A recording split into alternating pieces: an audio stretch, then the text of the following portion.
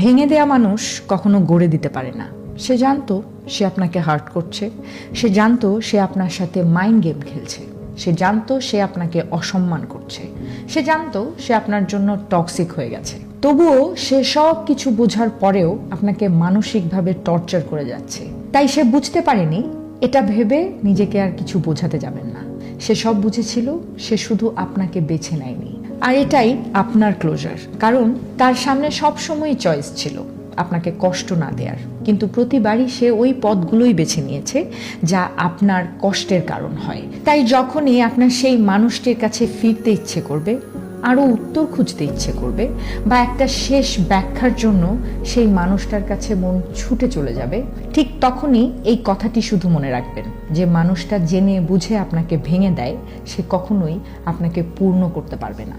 তাই সময় নষ্ট না করে সামনে এগিয়ে যান, কারণ আপনার শান্তি, আপনার ভালো থাকা ওই মানুষটির চেয়ে অনেক বেশি গুরুত্বপূর্ণ।